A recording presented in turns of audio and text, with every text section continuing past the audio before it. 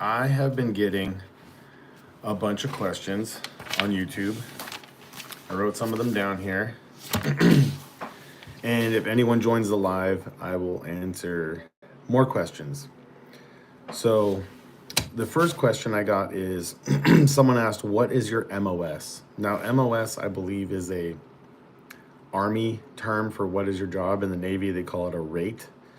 And my rate is Religious Program Specialist, or RP is the acronym.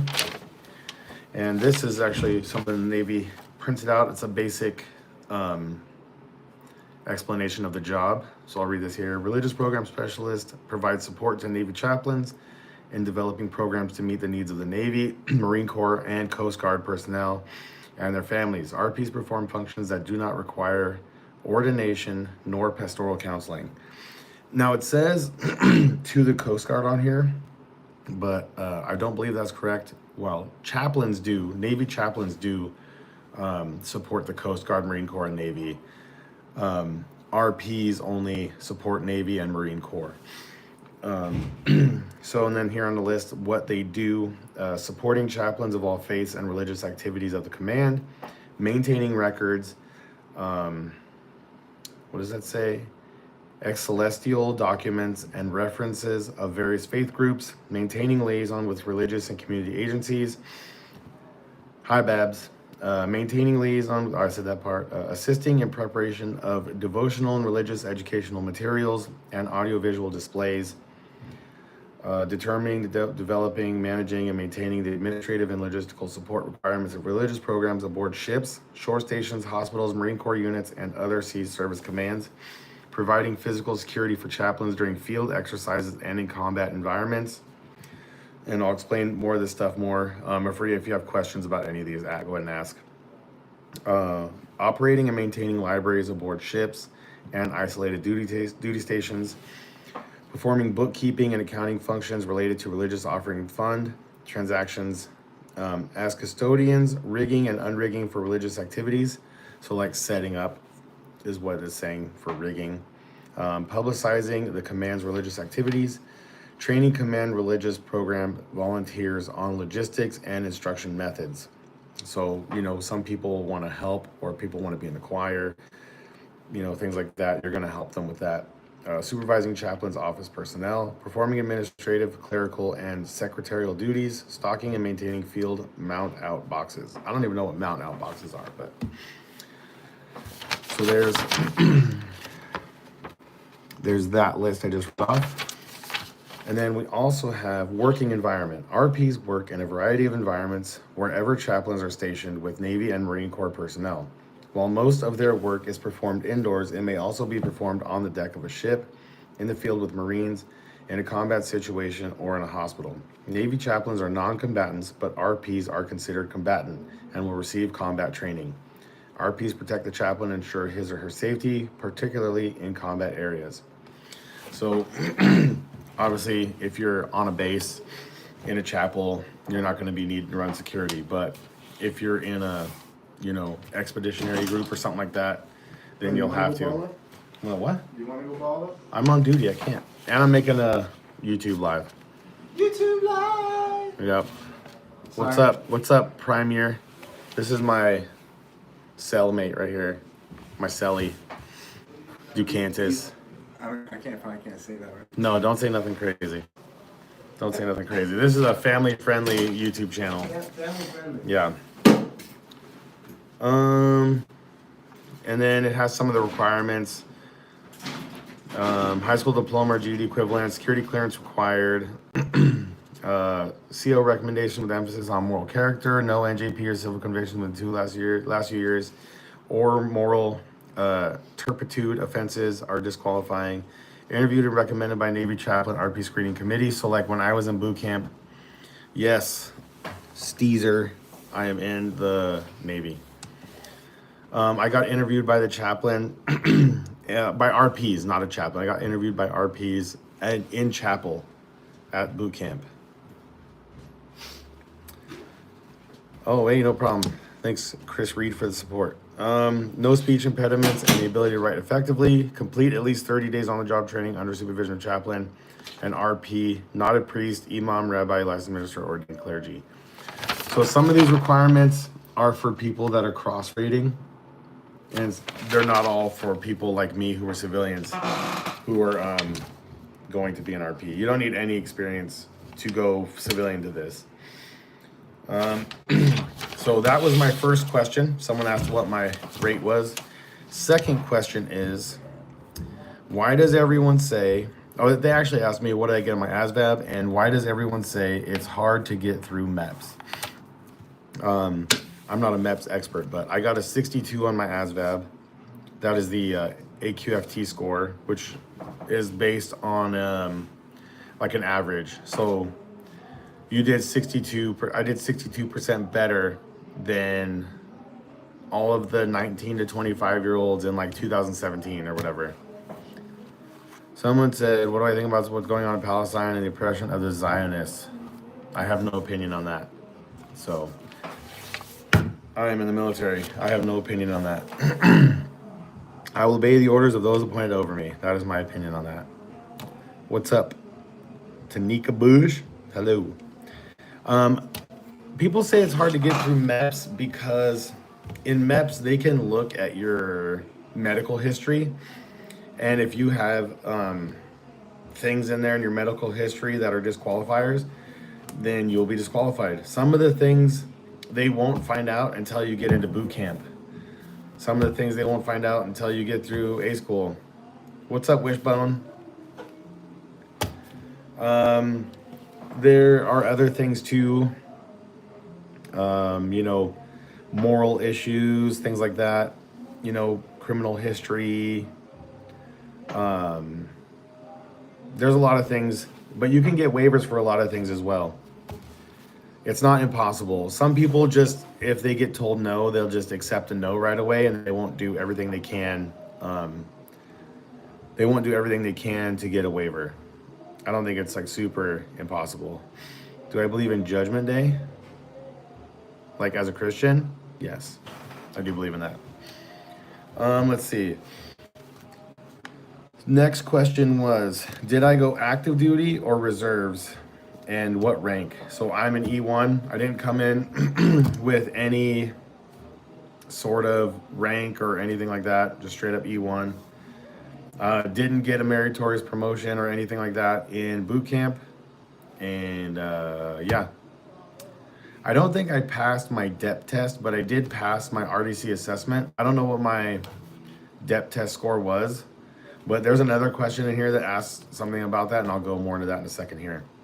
And I went active duty, not reserves.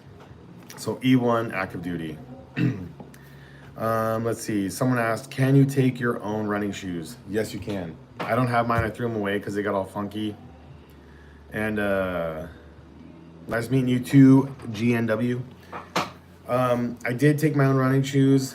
My wife and I went to a place called, was it called, babe? Was it Happy Feet? I think it's called Happy Feet. If I'm wrong, she'll put it in the chat. If you're watching this video later, you can switch from comments to live chat and you'll be able to see what people say. And like the people there got me, like asked me what kind of running I'd be doing. You know, if I got bad knees or anything like that. And they hooked me up with a set of Brooks that were so good for running. They had kind of a, I don't think it's called Good Feet store, Lucky Feet. It's called Lucky Feet. The wife put it in there. They were super awesome. They hooked me up with a set of Brooks that were really like a medium cushion, which was perfect for running. But when we would do PT and you do any like side movements where you need like stability, where you would need like a stiffer sole, they were kind of unstable. So my wife got me some new shoes that are a little bit firmer, that are better for, they're not as comfortable for running, but they're better for PT. So here, when we do our runs and our PT, we don't have time to stop and change our shoes. So I'll have to choose a more comfortable for my knee or safer for my ankles. So we chose kind of a medium hardness. So my knees kind of hurt a little bit, but I'm not gonna roll my ankles anytime soon. Next question was, how do bonuses work and when do you get them?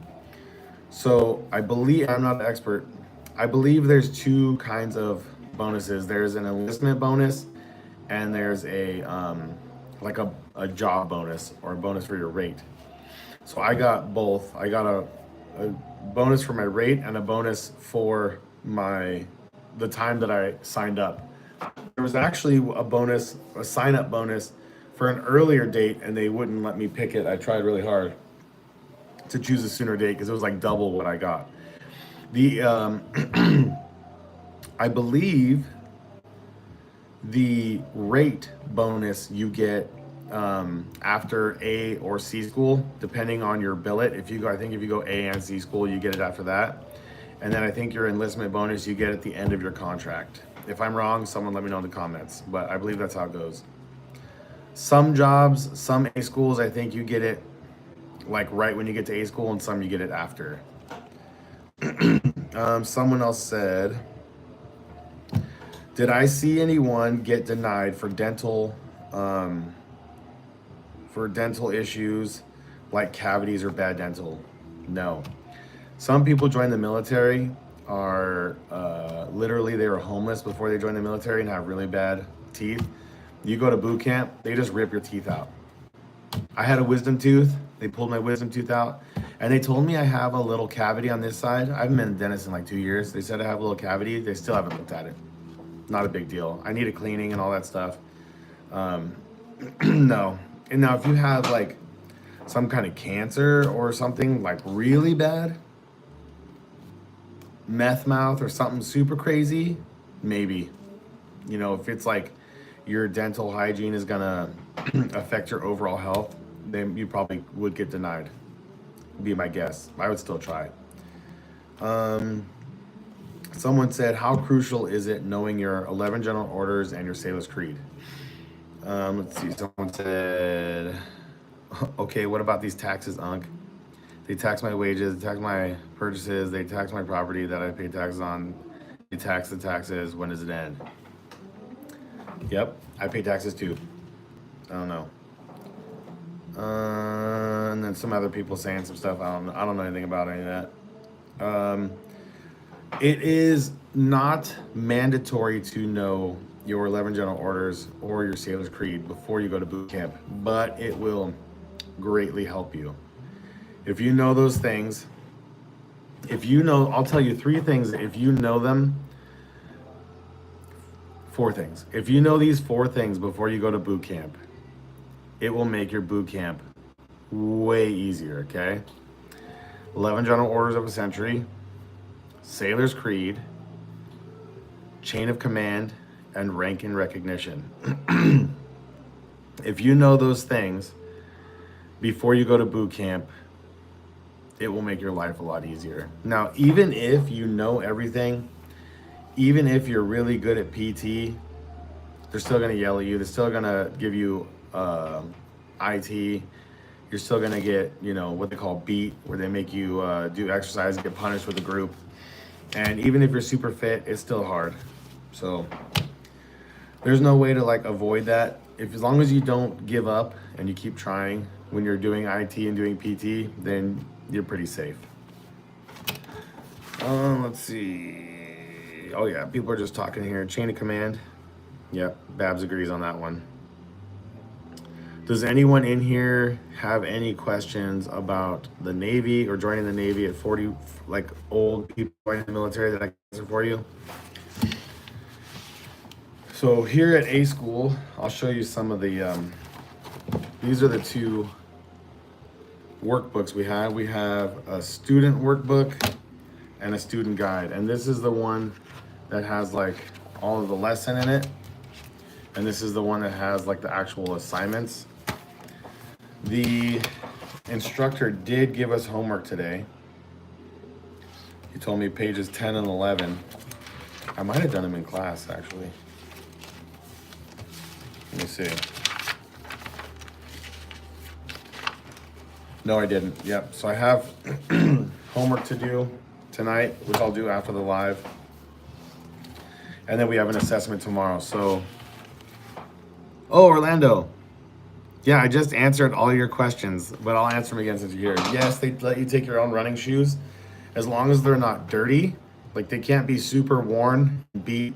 They have to be look nice. And bonuses, not every job offers a bonus, but the bonuses they do offer are job bonuses. Like so, if you choose a rate that they need, or like a high demand rate, and the more in demand and important job, the more money you make. Like some like nuke people can make like 35 to 70K, and then if you join at a time when they need people, like obviously their peak season is going to be like after high school graduation and things like that. So if you join in times when there's less people joining, they'll give you an enlistment bonus too. And you usually get the enlistment bonus at the end of your contract, and you get the rate or job bonus either before or at the end of A school, depending on your A school and your job. Yeah. Well, yeah, Orlando, if you go back to the beginning of the video after I post it, you'll see I answered all your questions. Thank you for asking questions too. I appreciate it, by the way. What else was I gonna say? Oh yeah, and we finally are allowed to wear our patches today. So I went to the uniform store and got them. Now I don't feel like a recruit anymore because I can wear my patches. Pretty cool. We got the cool 8-point. You give you this at you get this hat at your second issue, uniform issue in boot camp, but you can't wear it until after you pass battle stations. After you pass battle stations, you have about 2 weeks left of boot camp, and when you go stand watch and stuff, you get to wear this hat, and everybody knows. Everybody knows you're about to graduate. The recruiter you talked to was 26. Yeah, Orlando. Not all the recruiters know a lot of stuff or know everything. I should say. I should word that better.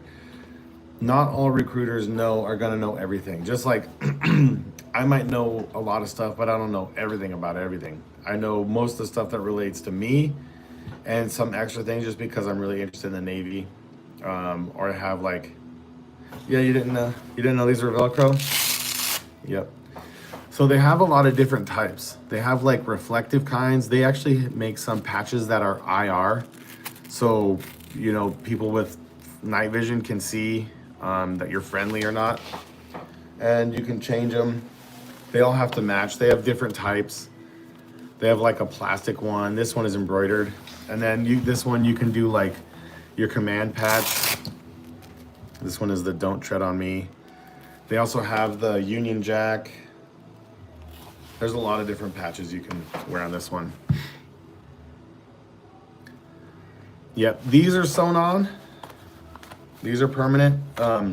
When you get like your warfare devices, those can get sewn on. Sometimes some like the CBs have one that gets sewn on right here. The CBs one is really cool. It's like this big and goes on their pocket. They can sew on the like the RDC pin. They call it a cookie. You can go right here. All those, they're like a patch like this that gets sewn on. Was the hardest part doing your bed? What time do they wake you up in the morning? So I didn't think making my bed was hard. Some people do think that's hard. I actually, because I was one of the people that like actually made their bed every day. So there's two kinds of people for the making your rack. There's everybody just lays on their rack. They don't get under the sheets or whatever. You just get under the blanket. Or some people wear their sweats and they don't get under their blanket at all. And then when they wake up, they just kind of tuck their sheets back under. But me, when I would wake up, I would take the sheets all the way off, shake them out, get all the wrinkles out, and like make my bed fresh. So I got put right by the door to the compartment. So when FQA, the inspectors would come in, they would see squared away racks. And usually those racks right by the door are the ones that got inspected. And it kind of set the tone for the rest of the compartment. So I thought making my rack was easy. And when we did the DMI, the dynamic material inspection, there's two kinds of inspections. There's fold and stow, and then there's rack makeup. So rack makeup is when you would destroy your rack. You have to set it on your rack a certain way. And then they tell you, you have 15 minutes to make your rack. And fold and stow is when you take certain items out of your rack, like 2 undershirts, 2 skivvies. What else was it? 2 undershirts, 2 skivvies, your towel, your mock turtleneck, and I think it was your blouse and your trousers for your end-ups. And I felt like that one was harder, but people like that one. I liked the rack makeup more. I thought it was easy. It took me like 4 minutes to make my rack like perfectly. Let's see, and then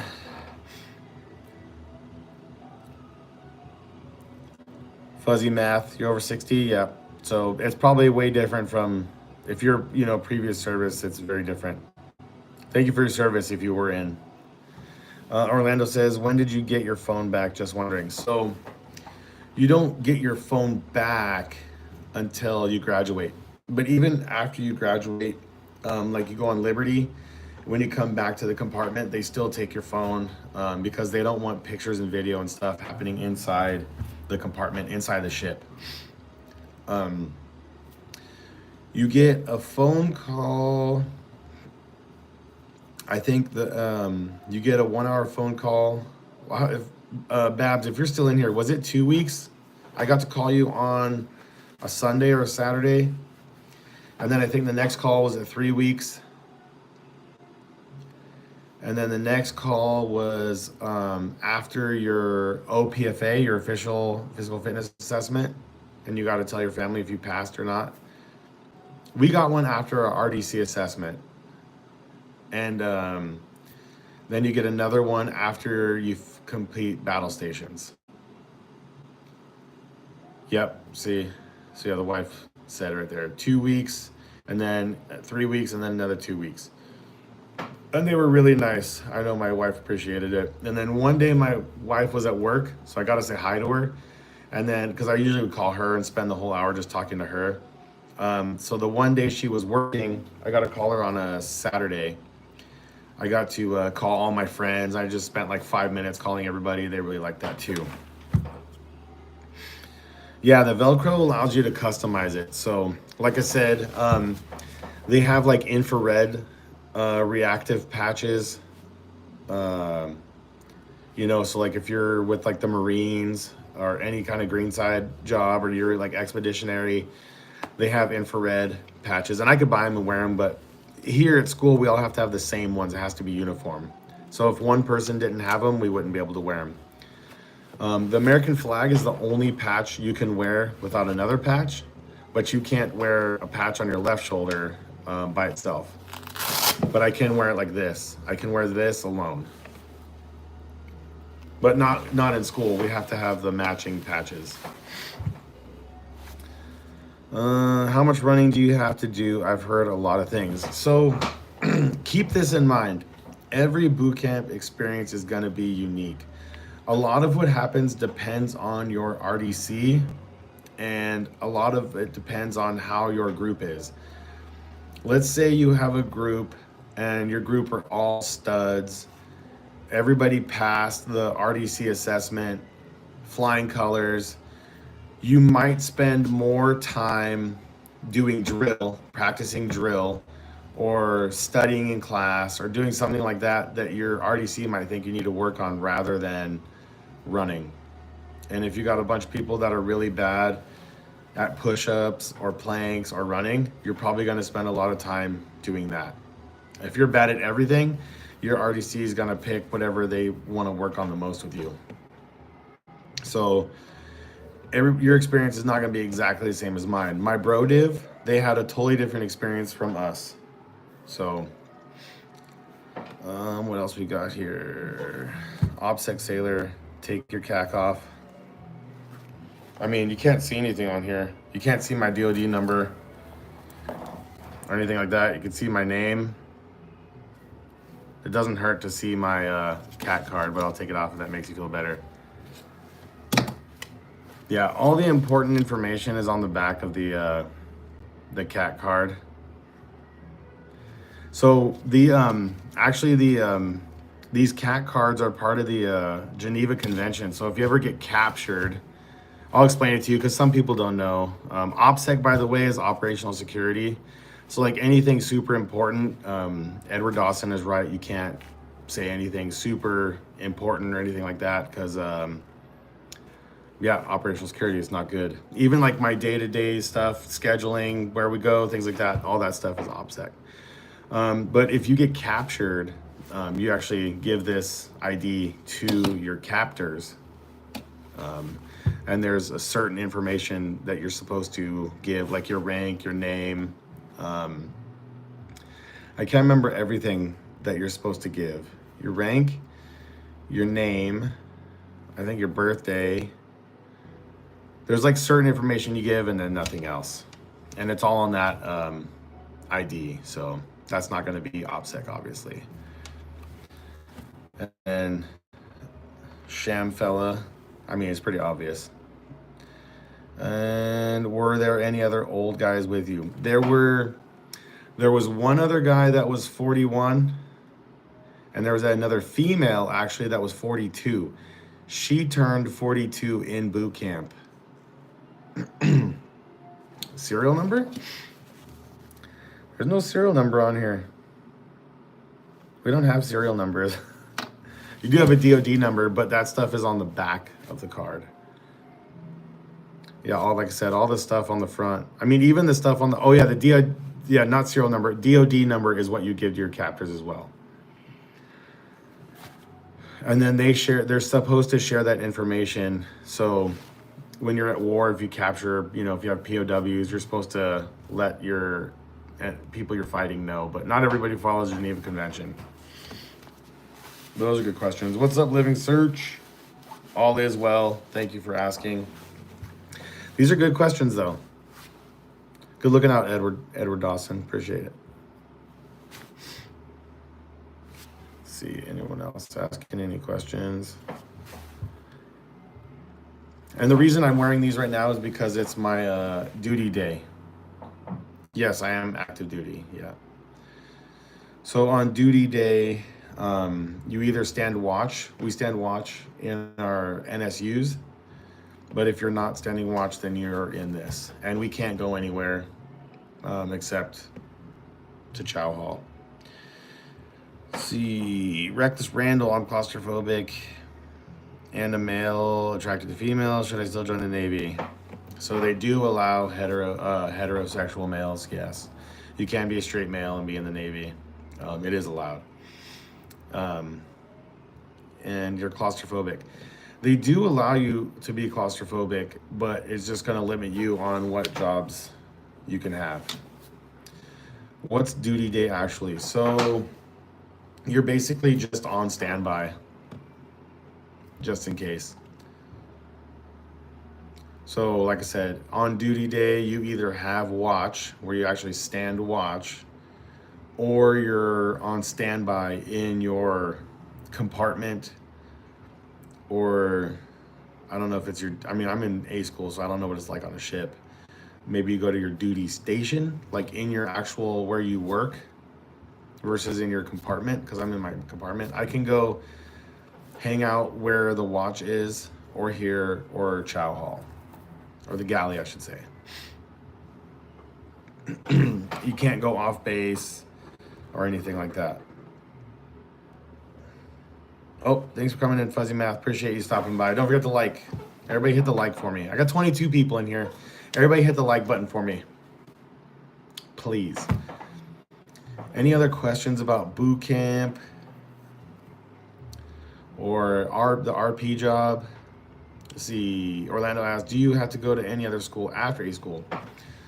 You eventually will. Some people have to go right after A school. Some people have to go later on in their career. So after A school is C school. C school for RPs is Marine combat training, where you go to a Marine base and you learn like Marine ranks and things like that. And you do the Marine PFT. You go on rucks with them and things like that. And you learn all their ranking recognition and all that cool stuff. And you learn how to shoot, and you can get your rifle qual and all that cool stuff. There's also other schools for RPs, like manager training and things like that, that you will get also further down. We have a lot of qualifications and things like that you can get as well. And then let's see, how soon after you enlist do you begin getting paid? I think I'm going in as E3. You start getting paid the day you, so when you swear in, the day you swear in, I think, is the first day you start getting paid, I think. You swear in, and then you go either back to the hotel or you fly to boot camp. I believe the day that you swear in is when your pay starts. And you're starting as an E3, that's really good. So you won't get any meritorious promotion in boot camp because E3 is the highest you can get in boot camp. But you can get some A schools, you can get E4. I don't know if I could get it. I'll try really hard, but I think if I get like top 3% in A school, I can become an E4. I'm pretty sure that's what they said. So that's like PT, your PT and your grades. So you have to get the highest in that. But we have some really smart people in our class and some studs. There's 2 guys in my class that got top 3% in boot camp. So it's gonna be really hard to beat them. Have you ever served outside the country? Nope. So I am brand new. I'm a boot. I haven't even left A school yet. I literally graduated boot camp on the 22nd of May. Yeah. 22nd of May. So a couple weeks ago. And I'm on my 2nd week of A school. How long do you get for showers in boot camp? That's another good question. So that also depends on how many people are in your division and how organized your showers are. And also, if you have watch during hygiene, you get to late hygiene and you can take a longer shower then. Also on Sundays, like me, so I was an RPO, religious program, or religious petty officer. So I went and worked at chapel, and Sunday, which they call a holiday routine, they take their hygiene in the morning, and you could take like an hour-long shower if you wanted during Sunday routine. But I would come back later in the day, like around 1300. So I would take a shower in the evening, and I could take a long shower then too. Did I get held back in boot camp, or did you advance immediately after 9 weeks? What do you mean held back or advance immediately? I did not get held back. I didn't get ASMO'd, separated, nothing like that. Did I need any waivers? Yes, I needed tattoo waivers. I needed a tattoo waiver, a dependent waiver, and then like a waiver for something in my like health record. It wasn't bad at all. My recruiter did a really good job. It was super easy.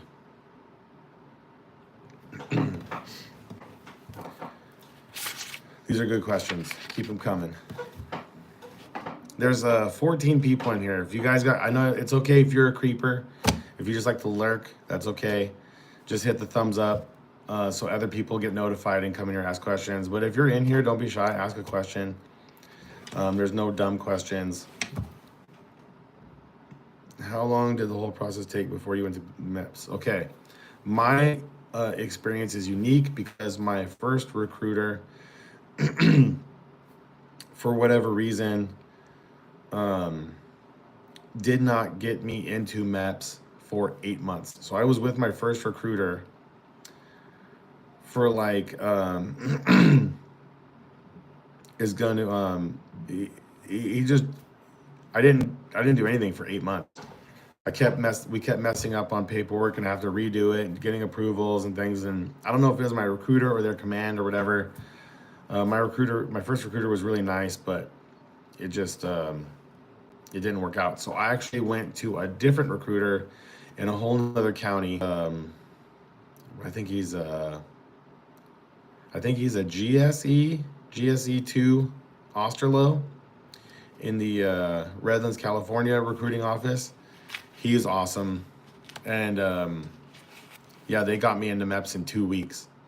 They got all my paperwork done. I mean, I had all my paperwork gathered because my first recruiter told me everything to get. So I had everything I needed. And they got me into MEPS. The next Monday, I went down and took my ASVAB. And then a week later, and this was like there was holidays happening. The next Monday after that, I went and did the medical part at MEPS. And then I think 2 weeks later, 2 or 3 weeks later, I went and swore in and was gone. What's up, everybody that just joined? If you just joined, rate, yep, E1 is my rate. My rate is RP. My rank is E1. Did you use so you put pi carb, I think you mean pi cat score, or did you have to retake the ASVAB? I just took the practice ASVAB at the recruiter. I think I got like a 73 on the practice ASVAB. And then when I went and took the actual ASVAB, I got a 62.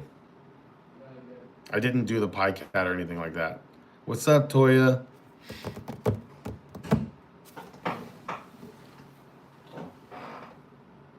I don't know what that emoji is. Anyone else got any questions? I think my clothes in the washer are done. I gotta go throw them in the dryer. So if there's no more questions, I will end it. But if there are more questions, I'm happy to answer them as best I can. If you have any questions for my wife, you can ask her too, what it's like to be the wife of a 41-year-old who went into the Navy. I think eating at boot camp is good. Some people say they didn't like it. I did like it. I thought the food was good. They don't give you, in my opinion, they don't give you enough protein. But at the salad bar, okay, I'll try to break this down to you. So they have hot food. They usually have 2 or 3 choices for a entree, and then they have 2 or 3 choices for a side. Usually rice and potatoes, and then there's a couple different kinds of veggies. They'll have broccoli or asparagus or mixed veggies, and then they'll have fish or chicken or beef. Sometimes they'll do pork, and then on holidays they'll do like special food like cream-filled churros and deep fried cheesecake and things like that, which your RDC probably won't let you have until after you finish battle stations. And then they have a salad bar that's like you get it yourself. So after you go through the line, you make a turn and you go to the salad bar, and they have all kinds of stuff for salad and dressings. They got tuna. They usually have some kind of cold beans and things like that, chickpeas and croutons, little cherry tomatoes. And then also in the morning they'll have yogurt, and they have granola and honey and frozen fruit. They also always have fresh fruit, apples, bananas, oranges. Sometimes they have like chopped up pineapple with like honeydew and cantaloupe. The food in boot camp was really good.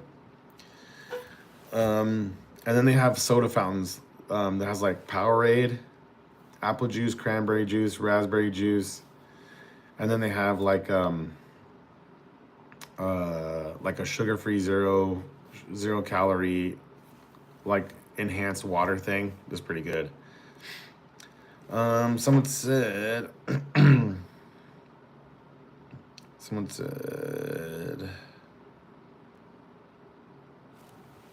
I know we have to stay at a certain weight. So weight, you don't really have to stay at a certain weight. They do obviously they don't want super skinny people, it's unhealthy, or super overweight people. But I didn't have any problems. I weighed 240 pounds. So I didn't pass like the for my height, the weight, but then they tape my waist, and if it's under a certain amount, you can Google what it has to be, and they go right above your hip bone. So you can do that and then tape around. And then I was good on that, on the tape. If you're not good on tape, then they do the thing like they do at the gym, where they like take calipers and they measure your fat here, measure your fat here, measure your fat here, and then on your thigh and do like some calculation. Let's see. What time do they make you go to bed in boot camp? What time do they make you go? Oh yeah, I missed that one. Thank you, Orlando, for reminding me. The time you go to bed and the time you wake up changes depending on the evolution. But on average, you go to bed around 9 o'clock, 20 to 2100, and you could wake up, depending how long you need to wake up. Reveille was usually at 5 or 6. So I would wake up at like 4 or 4:30, depending if it was at 5 or 6. Gab asked what branch I'm in. Navy. Oh, you couldn't see it. How many older recruits were there? There was a lot. There's a lot of older recruits. Later, I am Will. Thanks for coming by. Don't forget the like button. Appreciate you. There was a lot of older recruits, actually, like, you know, mid to late 30s.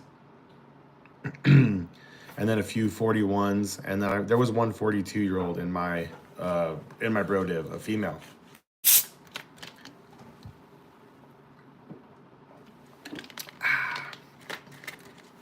These are all good questions. Orlando, did I miss anything?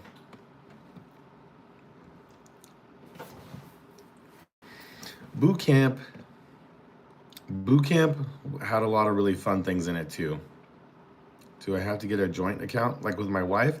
You don't have to, but I recommend it.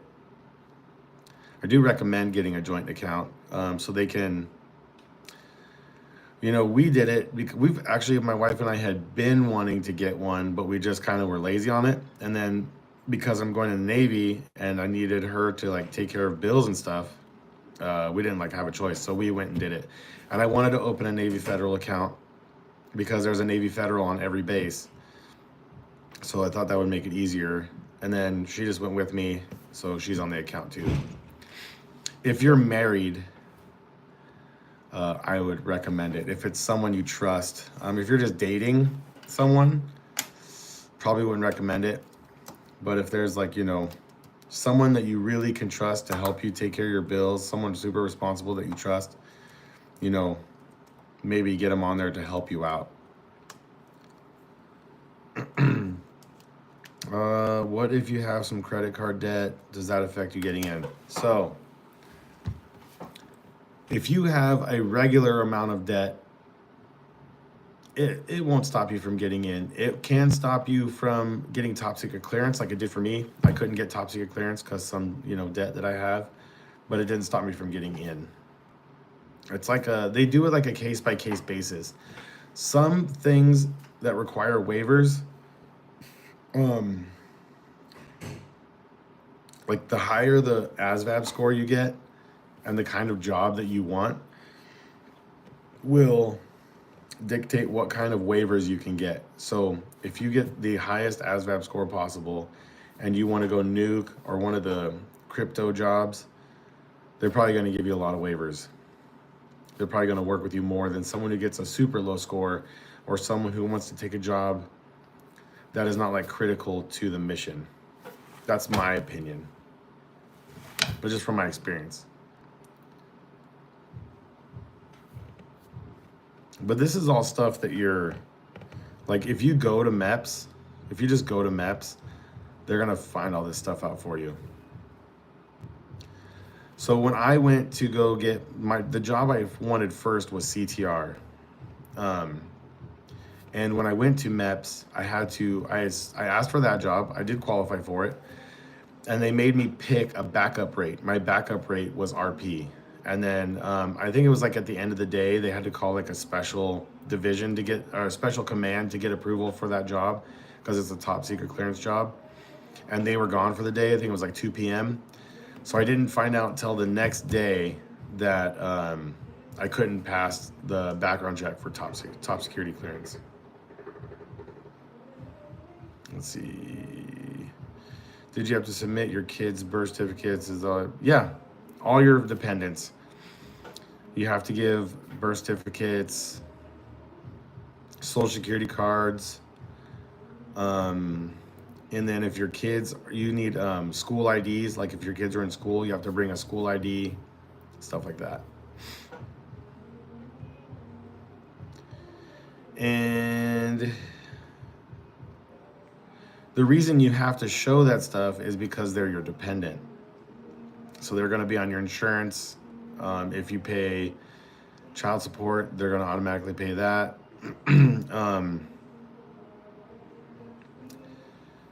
The GI Bill, I think you have to do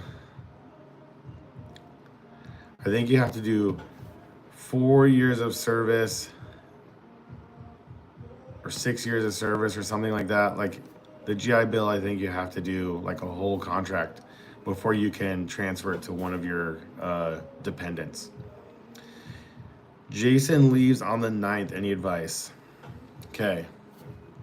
Study your 11 general orders and your sailor's creed. Try to know those. And your chain of command. No, I'm not a Navy recruiter. I am not. Also, eat before you go to MEPS to take your, you're leaving like you already sworn in, or you're leaving to go to MEPS? Be patient. Keep your mouth shut. Listen to instructions. Okay, if they tell you, hey, here's a form, you're gonna fill it out. If it says name and date and you know what to do, don't skip ahead. Wait till they tell you what to do and do exactly what they say. That will get you really far. Listen to instructions and follow instructions. Get a tour of the next commissary. I don't have good service down there. I might be able to film and then upload it. Maybe I'll ask one of the people in the store if I can. I won't be able to do a live. And also too, we are not allowed to walk around and like play on our phone while you're on base, or especially not in uniform, but while you're not on base. You can't like walk and text and play with your phone.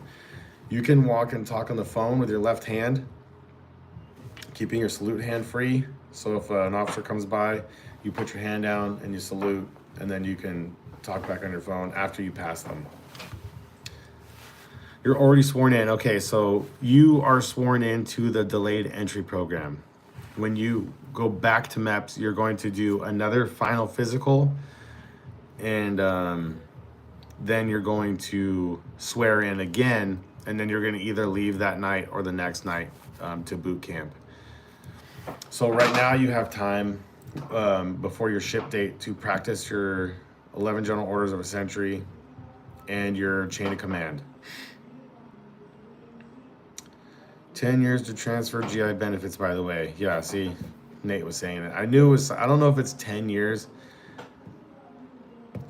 I think it's like you have to finish your first contract and then you have to like re-enlist and then you can transfer it. But there's also a Montgomery GI Bill, which I think is different. That one you pay $100 a month towards just for a year. And then I think that one's different. You might be able to transfer that one sooner, but I'm not 100% sure. But if you ask a recruiter, they'll be able to tell you. How was my 1.5 mile time before you went to boot camp? So before I went to boot camp, my 1.5 mile time on a treadmill was 12 minutes.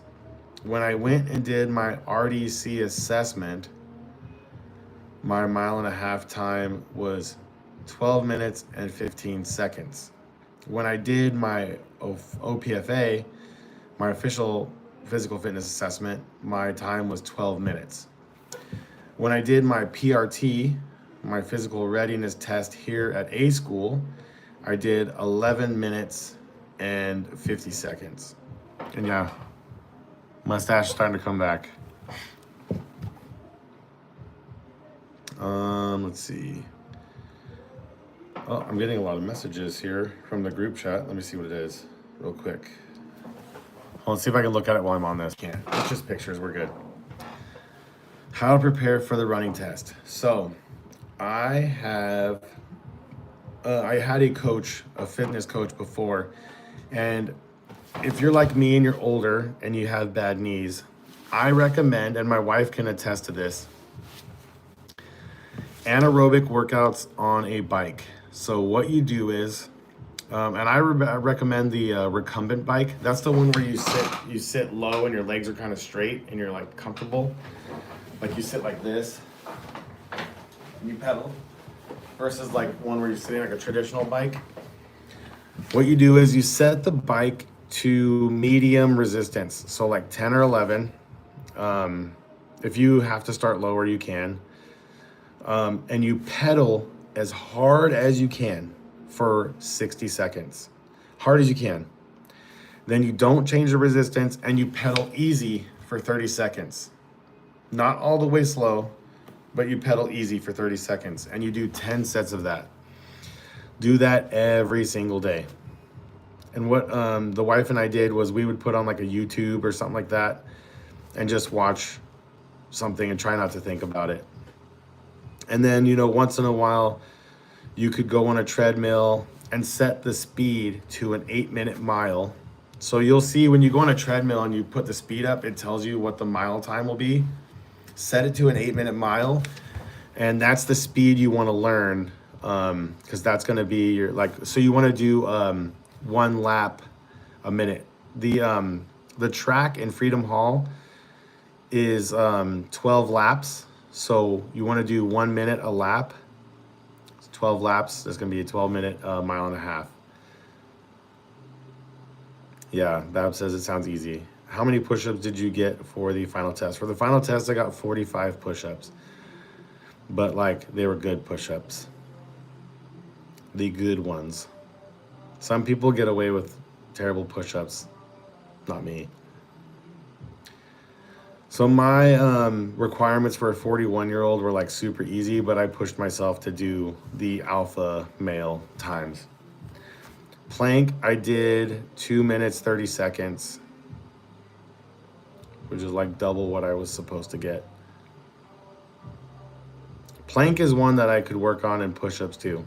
I'm trying to do I'll do better on plank and push-ups here at A School, now that I can go to the gym and stuff.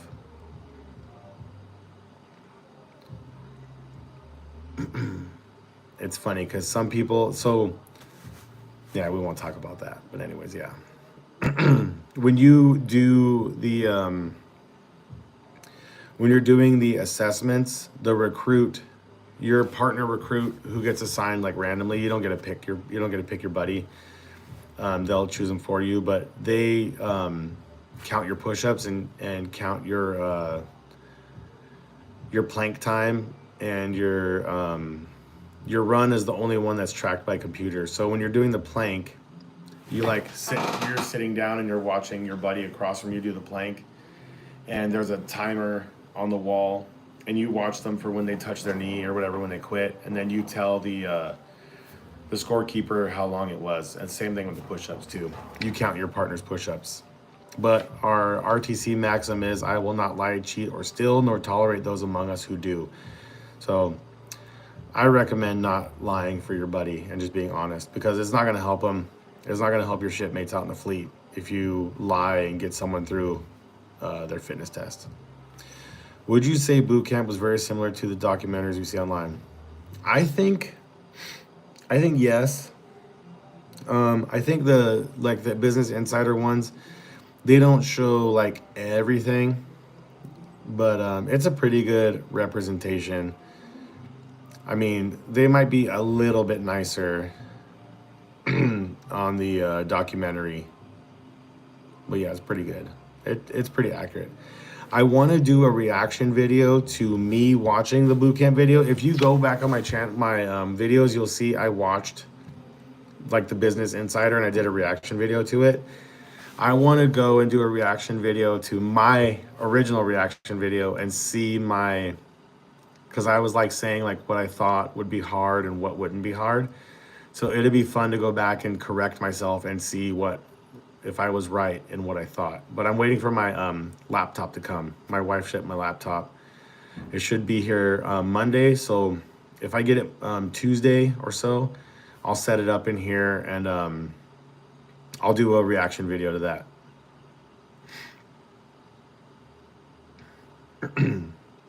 Babs, do you have any questions about boot camp or A school? Couple more minutes, couple more questions, and then I'll end this one. It's almost been. I'll do 5 more minutes, and it'll be 1 hour. We're at 55 minutes right now. Hey, no problem. Thanks for coming on here and supporting me and all that stuff. I kind of want this channel to blow up to help people, motivate people to join and you know, be proud of their country and serve their country and do better for their family and things like that. While we don't make a crap ton of money in the military, there are a lot of experiences and benefits to it that you could not get outside of the military, you know, traveling the world and meeting friends from all over and, you know, going on Navy ships and stuff that people don't get to do. That's pretty exciting. We do a lot of cool humanitarian stuff in the military, go help people in different countries. So pretty cool and exciting stuff. This, bye Babs, enjoy your workout. I wanted to go to the gym, but today is my duty day. But it's cool, I can relax because I'm freaking sore from Sunday. I did chest and arms.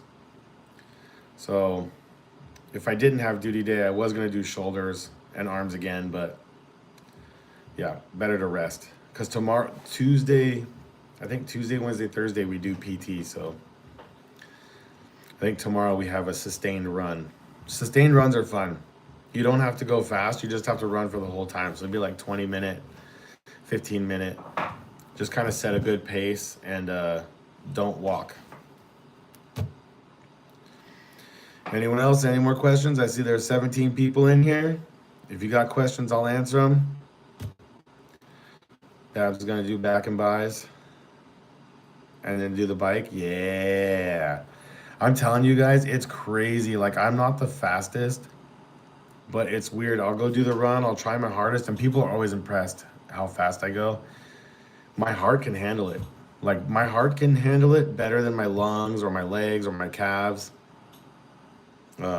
Those anaerobic bike workouts, they really help. You got to stick with it though. Do it 5 days a week. I promise you, do it for a couple weeks, you'll trip out.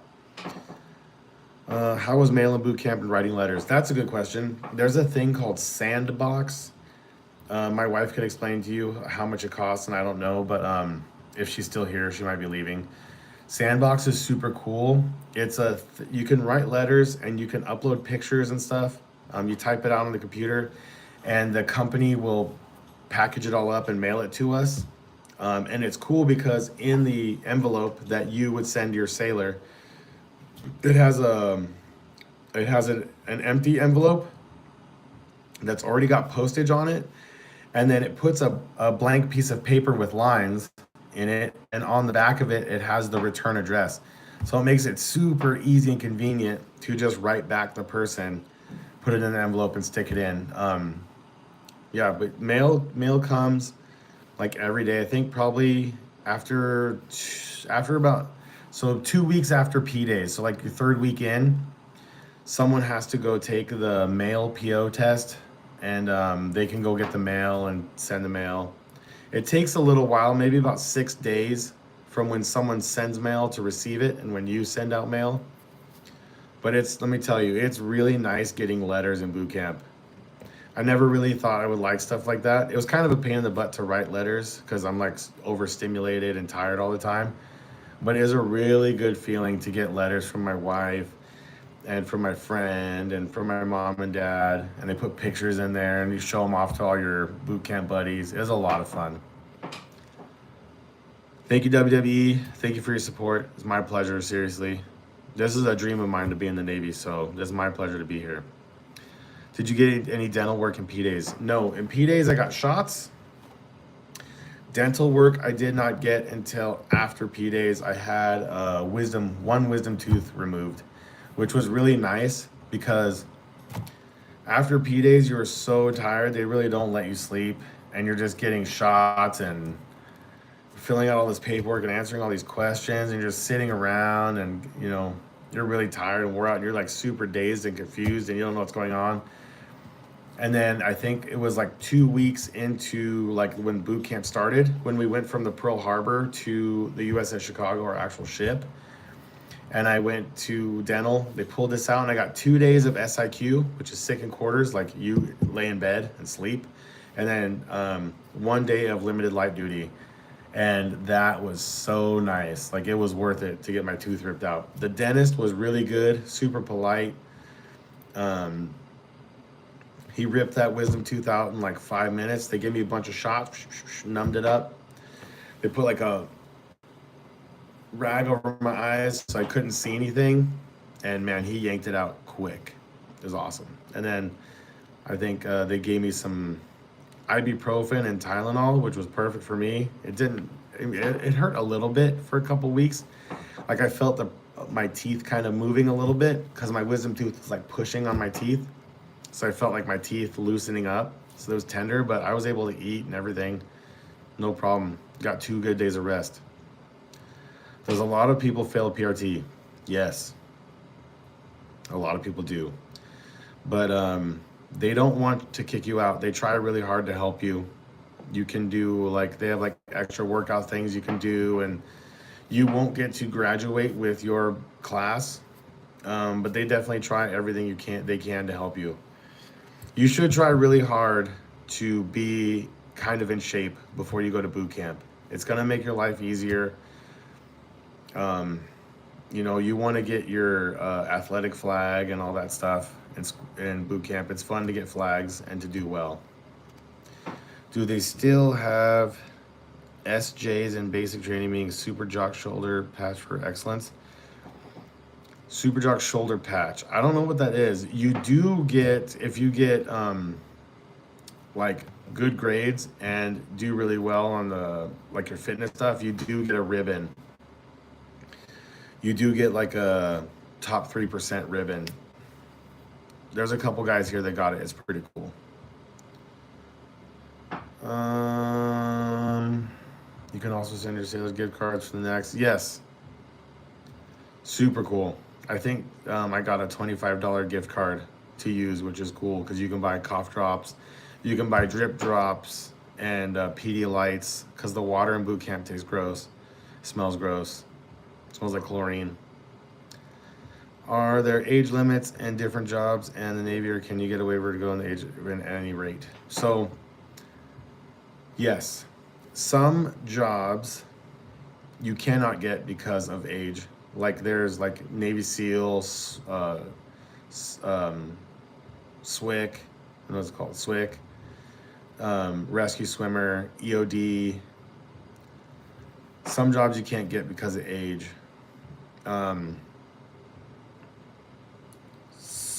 You can get probably, if you're close, like say you're 1 year, 2 years over, you could probably get a waiver.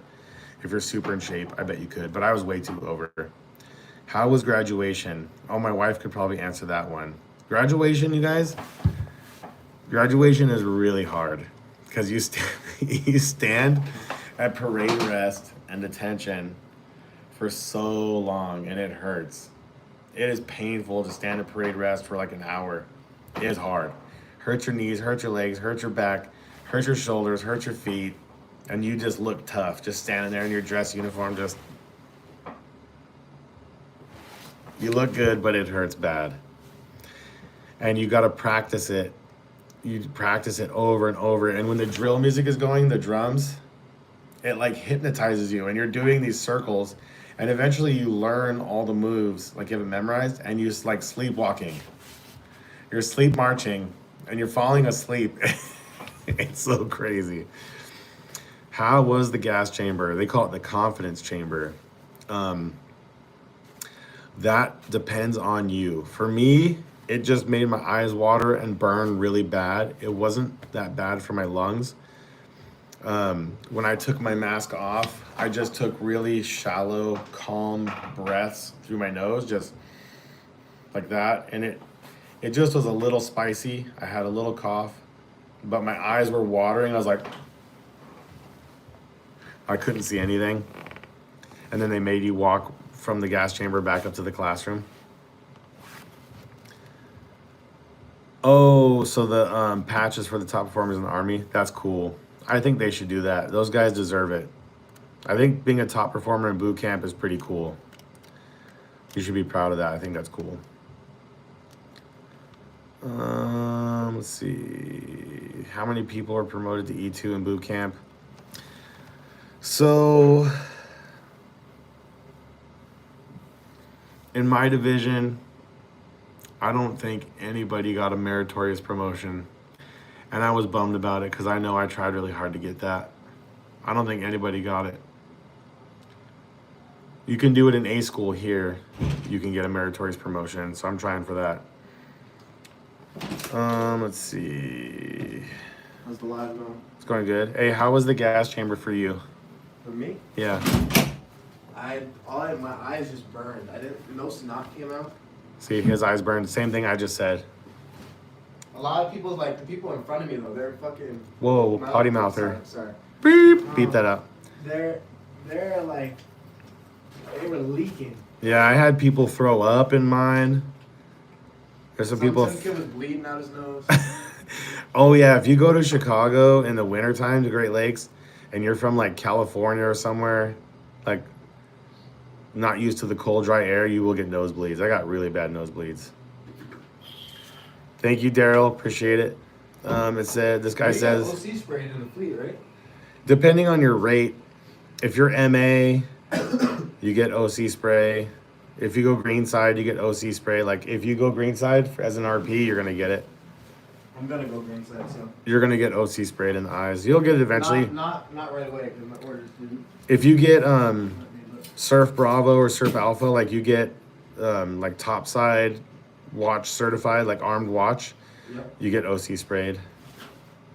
I was Division 204. What division were you? 209. He was 209. Do I regret joining or do I still, or did you at any point regret joining? I know I don't regret joining, but there were times in boot camp where I was like, what the heck am I doing? Same thing. I was getting like yelled at, you know, for like no reason, or getting beat for other people's mistakes. Because I never really made any mistakes. Like I did stuff that I was learning, like military bearing, things I had to learn that I'm not used to. Like not talking with your hands, you have to stand at attention. So there was like things where I had to learn, where they would say like, get out of my office and try again. I'd have to come back. Or, you know, if I messed up my general order or something by one word, then you get yelled at. But no, yeah, it was like surreal. I was like, holy crap, I'm in boot camp. Like, It was me when I woke up in the morning. yeah. Can you guys hear him? Go ahead. When I woke up in the morning, I would stand there for like 10 minutes, 5 minutes, just contemplating, like, what am I doing in boot camp right now? Like, did I do the right thing? Yeah, like I am had I such gonna an make easy life it? out of this, and then Am I gonna make it? Am I good enough? Because exactly. oh yeah, she said she can hear you. So like, your RDCs push you so hard to do better because a lot of people don't know their limit. You don't know your limit, and your brain is like trained. You know, you run and you're like tired and you stop, or you work out until you're tired and you stop. But in boot camp, they push you past that, so you know they keep you awake 48 hours. You don't know how long you can stay awake until you do it, and they push you past that, and they tell you you suck or you're not gonna make it, you're gonna get kicked out.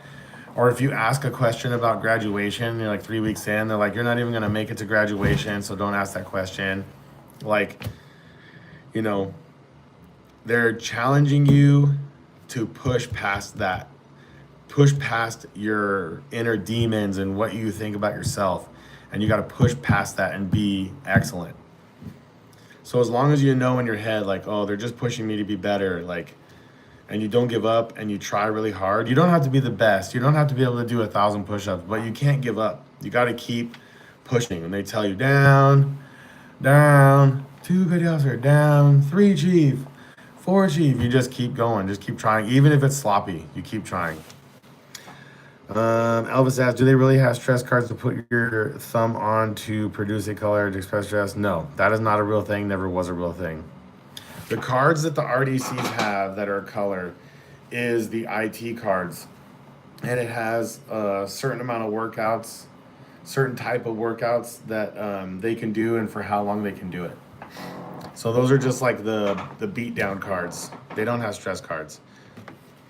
If you get hurt or you need medical, yeah, you just, if you get sick or something, you'll stop and you'll go to medical. But no, if you're fine and you're healthy, you're sweating and you're breathing hard, no, you're just gonna get beat. Yeah, they don't. It's I'm sure Navy boot camp is easier than Army and Marines, without a doubt. I'm sure it is. But Navy boot camp is still hard. There are people who, when the RDC is walking, because there's 80 something people in a really long compartment, they're walking, when the RDC turns their back, there's people that cheat and stuff like that, but, they rest for a minute, they don't keep going. But that's an integrity thing on them. And, if boot camp was easy for you, it's because you weren't trying hard. If you're trying your hardest, then boot camp, will be hard. But yeah, Navy boot camp was pretty dang hard. I never once fell asleep. I didn't go sneak away and go to sleep. I was the forward hold PO. I was the religious petty officer. I helped the head crew. I helped the laundry crew. I would, anytime the OOD would come in and ask for volunteers, I'd volunteer. I was on ship staff, so I cleaned the ship and I did quarterdeck watch. I helped the trash PO take trash out all the time, shout out McGinnis. We went and picked up laundry because a commercial company would wash these and wash our towels. We would do linen exchange. I go help and volunteer for everything. No, figure 4, I did not get a meritorious promotion. Nope, still an E1. What percentage of experts came from the rifle range in the company these days? So we don't do rifle, we do pistol quals. We had one expert in Bro Div, and I think we had one expert in our division, a female in our division and a male in the Bro Div. We had a couple sharpshooters, and then we had a few marksmen. I only got marksmen. So yeah, we do pistol. It was I think it was a SIG M8 was the pistol, 9mm. Little small 9mm pistol. It was really fun. The live fire exercise was a lot of fun.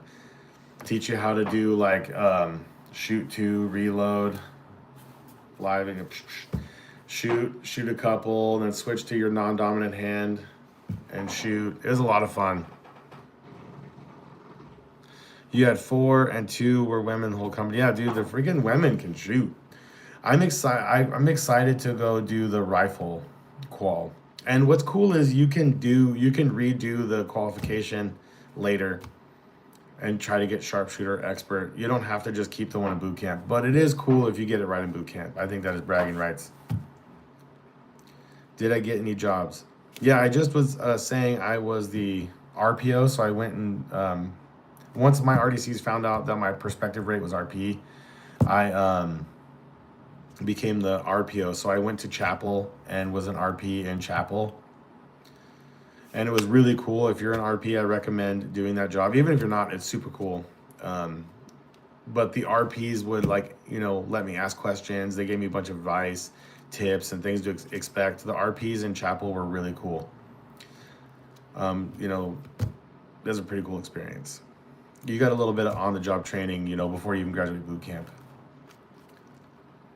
They say it's the elbows. I don't know. I don't know. Just some people are naturally really good shooters. I think the people with smaller hands do really well because that is a really small pistol. So like when I would go to do this grip, this finger would go over the trigger guard. Where if I have like a 40 or a 45 with a longer grip, it's a little easier. Plus also too, I think that SIG M8 is like like a Glock style pistol, not like a 1911 style, which for me ergonomically is not ideal. I think 1911 style pistols are more they're like more natural for me for like the straight wrist versus Glock, which I think is kind of like it's hard to explain. It's hard to explain without making excuses. You became a tower climber. That drive got me over 1,000,000 feet before. Oh, okay. Good for you, dude. Yeah, some people join the military for all different reasons. Some people to have a better life, some people because patriotism, some people just for adventure, some people are bored. There's a lot of some people come in just for school, for training, or as a stepping stone. Like there's a lot of reasons people come into the military. You got anything else you want to add, roommate? I did it for the lore. He did it for the lore. He wanted the dad lore is what he's talking about. I literally just did it. So when he has kids, he can tell the kids about his crazy. Yeah. I wanted to do something cool with my life. I felt like my life is boring. I think this is like the coolest thing you could do. Literally. The Navy is epic. Mm-hmm. The Navy is epic. We get to work with the Marines. We get to work with the Army. We can work with all kinds of branches and travel all around the world. Yeah. It's like joining the Patriots when they were in their dynasty. Just like joining their team. Oh, yeah. Yeah, some people join the military to become a man, too. Some people don't have father figures, and they come to the military, for that in their life. Pretty cool. I'm going to do some push-up. You gonna do some military push-ups, some real ones? I'm going to do 300. Oh, jeez. Just sets of 20, though. My wife said you're a Tom Brady fan. I am a Tom Brady fan. Let's see these push-ups, shipmate. Let's see them. Oh, yeah, those are good. Those are good push-ups. How many can you do? Why are you looking at the camera like that? Hey, the camera makes you do more push-ups, just so you know. If you, that's one trick to getting better at PT. Film yourself and upload it on the internet. It'll make you better. How many I can do without stopping? Yeah, in 2 minutes. In 2 minutes, I did 74 in boot camp, but He did 74 for his OPFA. That's really good. in here I only did 68 somehow. Here he did 68 in the PRT, but so that's just our initial PRT. We have another one at the end, like a official one. I did not know. They did not tell us that. Yeah, I wasn't doing push-ups the whole. Like 2 weeks before we started class, I had no idea we were going to be doing that. And I did chest day the day before, 2 days before. Oh, me too. That's Sunday. Yep. I did chest in the gym. And then luckily I was able to do 45 still, which is way above what I need to do. All right. This has been a long time. Any more questions before I go? Happy Pudding can do 30. That's good. 30 is good too. It's a good starting point. Because you have 2 minutes. So if you could do 30 in like the first minute, and then you just rest in the up position, and then just start doing 3 or 5 at a time. Yeah, the key is to get like 30. Yeah, do 30 in like the first minute, and then just start doing 3 or 5 at a time. And just rest, do 5. Rest, do 5. You'll be good. Where are you stationed for A school? We're in Rhode Island. Newport, Rhode Island. Thanks, Toya. Yep. No problem, Elvis. Appreciate it. Thank you for your service. Anyone else before we go? My rate is RP. Religious Program Specialist. If you have any other questions like that, if you go back to the beginning of this video, I read basically the whole, what the job entails and all that stuff. Babs is on the last set of cardio. She was watching the stream while doing the 1 minute hard pedal and 30-second easy, 10 sets. All right, we're out of here. Gun show. That's the only guns I'm allowed to have right now. We're out of here. Everybody say bye to Nico. All right, peace out. I'll do another one. I'll go and ask someone in the next if I can do a little walk around tour. The commissary is just a grocery store. It's just like a regular grocery store, like a local grocery store. Nothing special. You don't need a tour of that, but I'll show you the next. Maybe I'll show you the uniform store too. Peace out. Thanks for coming. Like, share, subscribe. If you have any questions, put them in the comments and I'll do like I did. If there's any I didn't answer, I'll write them down when I get like 10 or 15 new original questions. I'll make another video. If you have any questions for Nico too. How old are you, Nico? How old are you? What? How old are you? I'm 24. 24, 41. So if you have any questions for him, let me know. I'll have him answer them. If you have any questions for me, let me know. I'll answer them. If you have any questions for Mrs. Viking, put them in the comments and I'll have her answer them too. Maybe I'll do a co-live stream with her because we can do that too. All right. Peace.